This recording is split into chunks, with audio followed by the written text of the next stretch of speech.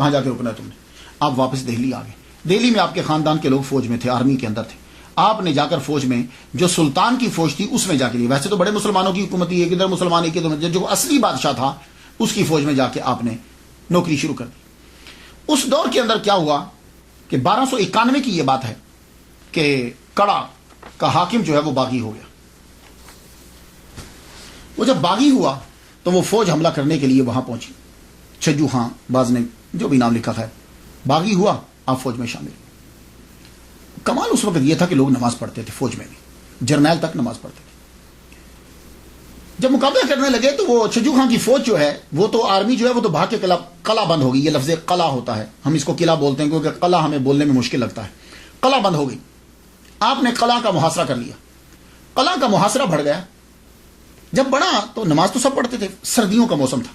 فجر کی نماز پڑھتے ہوئے بادشاہ کو گرم پانی کی جرنل کو گرم پانی کی ضرورت ہوتی تھی. تو جرنل کے لیے پانی لے جانے کے لیے آپ کا خیمہ جرنیل کے بالکل قریب تھا. تو وہ جو پانی گرم کرتا تھا نا وضو کا، وہ آپ سے آگ لے کے جاتا تھا. تو وہ آگ لیتا پانی گرم کر کے پھر جا کے جرنل کو وضو کرنے کے لیے. ایک دن وہ خیمے میں آیا تو بابا ہے ہی نہیں، سید شمس الدین ترک قلندر رحمۃ اللہ ہے ہی نہیں. میں نے کہا کدھر گئے؟ یہیں ہوتے تھے. یوں دیکھا تو پاس ہی تالاب تھا، تو تالاب کے کنارے پہ بیٹھے وضو کر رہے ہیں. اتنے ٹھنڈے پانی سے وضو کر رہے ہیں. جا کے دیکھنے لگا، کہنے لگا ہو سکتا ہے پانی گرم ہو، مجھے ٹھنڈا لگتا ہو. اس نے بابا اٹھ کے جب ادھر آ رہے یہ ادھر سے گیا، جا کے دیکھا تو جہاں سے بابا جہاں بیٹھے ہوئے تھے وہاں پانی گرم تھا. اس نے سائڈ پہ ہاتھ لگایا تو پانی ٹھنڈا. ہو سکتا ہے میرا وہم ہو. آیا واپس. دوسرے دن پھر آیا. اب ادھر نہیں گیا، خیمے میں نہیں گیا، وہاں لکڑی لوں گا جلاؤں گا، وہیں سے پانی لے لوں جہاں سے بابا وضو کرتے. اب جب آپ وضو کر کے اٹھے، آپ واپس ادھر آنے گئے، یہ سائڈ سے جا کے وہاں سے پانی لیا تو گرم، اور سائڈ پہ ہاتھ لگایا تو پانی ٹھنڈا. پانی لے کے گیا تو جرنیل پوچھتا ہے، سیناپتی پوچھتا ہے، کہتا ہے آج پانی تو جلدی لے آیا، آگے دیر لگاتا تھا. تو سچ اس نے بول دیا. کہنے لگا یہ جو تمہارے ایک خیمہ چھوڑ کے آگے خیمے، اس خیمے میں بابا رہتے تھے، ان سے آگ لے کے پھر پانی گرم کر کے پھر لاتا تھا. آج میں وہ بابا جو ہیں وہ تالاب پہ جا کے وضو کرتے ہیں، انہی کی جگہ سے لے آیا ہوں پانی. وہ جہاں وضو کرتے ہیں وہاں پانی گرم ہوتا ہے. میں نے کہا یہ کیسے ہو سکتا ہے؟ اب دونوں نے چھپ کے دیکھا.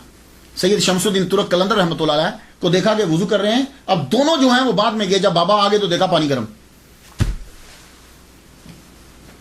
اب یہ فجر کا وقت گزرا، ظہر اثر مغرب عشاء ہوئی تو آندھی چل گئی. آندھی اتنے زور کی چلی، بارش اتنے زور، سب خیمے اڑ گئے. خیمے جب اڑے، بابا کا خیمہ برقرار اور اندر موم بتی جل رہی ہے اور آپ قرآن مجید پڑھ رہے ہیں. جرنیل حیران. ایک دم سے اب وہ خیمے میں گیا رات کے وقت، اندر دیکھا تو وہی بابا بیٹھے. کہنے لگے بابا تم اللہ کے ولی ہو، دعا کرو کہ قلعہ فتح ہو جائے. آپ نے فرمایا اچھا سب سے پہلے میری تنخواہ دو، یہ جتنے دن میں نے کام کیا ہے میرے پیسے دو. اس نے پیسے فوراً لا دی. فرمانے لگے دوسرا میرا استعفیٰ قبول کرو، میں آئندہ کے بعد تیری فوج میں نہیں ہوں گا، مجھ پہ حکم مت چلانا. دوسری یہ بات. تیسری میں اب واپس جا رہا ہوں، صبح کے وقت حملہ کر دینا، تجھے فتح ہو جائے گی. آپ یہ کہہ کے وہاں سے چل پڑے. کیوں؟ اس لیے کہ آپ کو پتا چل گیا کہ میرے پیر کا وصال ہو گیا. آپ وہاں سے جب چلے تو کہنے لگے میں سہارنپور کلیئر میں کیسے پہنچوں گا وہاں. ایک دم سے آپ کو ٹھوکر لگی تو آپ کا سر کسی چیز سے ٹکرایا، آپ بے ہوش ہو کے گر گئے. جب آنکھ آپ کی کھلی تو پیر کی جھونپڑی کے پاس لیٹے ہوئے. آپ ایک دم سے اٹھے، دیکھا پیر کے پاؤں کی طرف شیر ہے. صابر پیا کلیئر رحمۃ اللہ علیہ کے پاؤں کی طرف شیر بیٹھا ہوا ہے. آپ جو ہی اٹھے وہ چلا گیا. آپ نے اپنے پیر کو سوچا ایک دم سے کہ میں ان کو غسل دوں. ایک دم سے پانی کی فوار آئی اور آپ کو غسل ہو گئی. آپ نے یوں کفن رکھا، کفن خود بخود آپ کی جسم کو لپٹ گیا. جسم کو لپٹا. اب آپ جنازے کے لیے پریشان ہے کہ بندہ تو ہے ہی کوئی نہیں ہے. تھوڑی دیر کے بعد ایک گھڑ سوار آیا، قریب آتا ہے، قریب آیا. رکو ہم جنازہ پڑھائیں گے. جنازہ پڑھانے لگے اور ان کے چہرے کے اوپر نقاب ہے. جنازہ پڑھایا تو سید شمس الدین کہتے ہیں ترک رحمۃ اللہ علیہ کہ جب میں نے جنازہ شروع کیا تو ایک بندہ بھی نہیں تھا، اور جب میں نے سلام پھیرا تو دیکھا تحت نگاہ صفیں ہی صفیں، شہداء، رجال الغیب سب پیچھے کھڑے ہیں. تو نکاح پوچھ جنازہ پڑھا کے جب جانے لگا تو میں نے ان کو پکڑ لیا. میں نے کہا بھائی رکو، کوئی مجھ سے پوچھے گا تیرے پیر کا جنازہ کس نے پڑھایا تھا تو میں کیا جواب دوں گا. انہوں نے ایک دم سے چہرے سے نقاب ہٹایا. کہنے لگے شمس وہ فنا ہے یہ بقا ہے. تو نے پوچھا تھا نا تو لے آج تمہیں ہم نے دکھا دیا. تو آپ اب کیا ہے یہ چیزیں کچھ چیزیں سمجھائی نہیں جا سکتی. جیسے اللہ نے خود کہہ دیا ولا تقولوا لمن يقتل في سبيل الله اموات بل احياء ولكن لا تشعرون. یہ چیزیں سمجھائی نہیں جا سکتی. یہ جب آدمی اس مقام پہ پہنچ جاتا ہے تو سمجھ آنے لگ جاتی ہے. تو آپ 3 دن تک آپ کی قبر کے کہتے ہیں کہ خود بہت پھر آپ کا جسد انور قبر میں گیا, آپ نے وہ کھودی قبر کے اندر جسد انور خود بہت گیا, خود بہت مٹی ڈلی. آپ وہاں بیٹھے رہے 3 دن تک قرآن مجید پڑھتے رہے. 3 دن کے بعد وہاں سے چلے گئے کیونکہ پیر نے یہی کہا تھا اور آپ نے جا کے پانی پت میں ڈیرا لگا لیا. پھر سالوں گزر گئے, سالوں گزر گئے, 100 سال 200 سال, ہر طرف آگ آگ برستی تھی. کوئی آدمی اگر جانے کی کوشش کرتا قبر کا نشان مٹ گیا. کسی کو معلوم ہی نہیں کہ یہاں کہیں قبر ہوتی تھی. آپ کی قبر آپ کا لیکن ذکر آپ کا ہوتا رہتا تھا. کیوں؟ اس لیے کہ صابریہ سلسلہ جاری تھا. صابریہ سلسلہ جو ہے وہ آپ کا جاری و ساری رہا. کیوں؟ اس لیے کہ صابر پیا کے مرید ایک ہی مرید سید شمس الدین ترک قلندر رحمۃ اللہ علیہ پانی پتی, ان کے مرید جلال الدین المعروف کبیر الاولیاء, ان کے مرید مخدوم عبد الحق, ان کے مرید شیخ محمد خلف شیخ العالم, ان کے مرید قطب عالم شیخ عبد القدوس گنگوہی رحمۃ اللہ علیہ.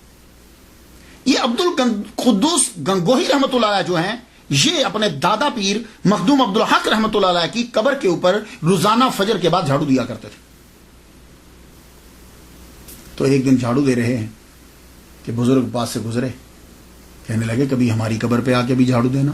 کہنے لگے اچھا جی آؤں گا. وہ بندہ جب رو میں ہوتا ہے نا تو سوچتی ہے اللہ نے بات کیا کہی اور میں نے کیا کیا دیا. تو وہ جا چکے تھے. سوچنے لگے یہ کون تھے جو اپنے مزار کی دعوت دے گئے ہیں خود ہی.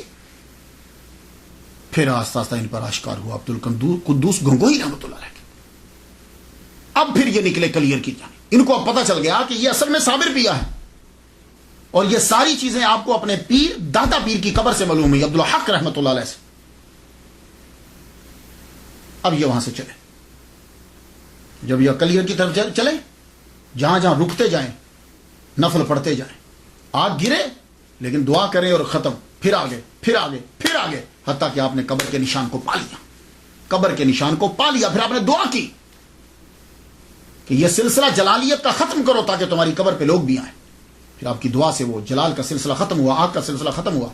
اور آج آپ دیکھو وہاں ڈیرے لگے ہیں, لوگ جاتے ہیں فاتحہ پڑھتے ہیں. اب وہ سلسلہ ہرگز نہیں ہے. میں تو وہاں نہیں جا سکا لیکن میرے دوست ہیں عبد الغفار, یہ احمد آباد میں رہتے ہیں. ایک دن انہوں نے مجھے صابر پیا کلیئر رحمۃ اللہ علیہ کے مزار سے مجھے کال کی, اور اکثر وہ مجھے انڈیا سے کال کرتے رہتے. کسی بھی مزار پہ ہوں گے, خاص طور پر خواجہ معین الدین اجمیری چشتی رحمۃ اللہ یہ, تو میں پھر وہ اسپیکر کے اوپر فاتحہ پڑھتا ہوں, میں دعا کرتا ہوں. اس طرح میں نے کافی بزرگوں کے دربار پہ حاضری دے لی ہے. اس طرح تو صابر پیا کلیئر رحمۃ اللہ علیہ کے دربار پہ بھی اس طرح میں نے حاضری دی ہوئی ہے. یہ فون کے ذریعے سے میں نے فاتحہ پڑھی ہے. تو ایک بات یاد رکھیے گا, کوئی پیر اجازت نہیں دیتا برائی کا, فحاشی کا. یہ سب ہم لوگ کرتے ہیں. انہوں نے اجازت نہیں دی. انڈیا کے لوگ اعلیٰ حضرت عظیم البرکت شاہ رضا خان بریلوی رحمۃ اللہ علیہ, ان کا فتویٰ پڑھ لیجئے.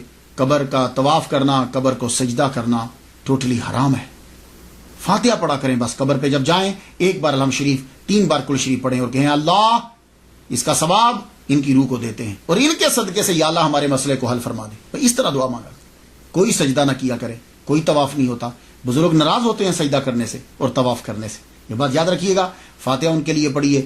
وہاں دیگیں دینی ہے جو مرضی دو, بکرے ذبح کرو, لیکن اس کا طریقہ کیا ہے؟ بسم اللہ اللہ اکبر پکوائیے, ختم پڑھائیے اور غریبوں کو تقسیم کر کے یا اللہ کھانا کھلانے کا ثواب اور فاتحہ کا ثواب ان کی روح کو دیتے ہیں, اپنی بارگاہ میں قبول فرما. میں تو ان کے لیے فاتحہ پڑھ چکا, آپ بھی جو ہے وہ فاتحہ ضرور پڑھیے گا. اجازت دیجیے. وآخر دعوانا ان الحمد للہ رب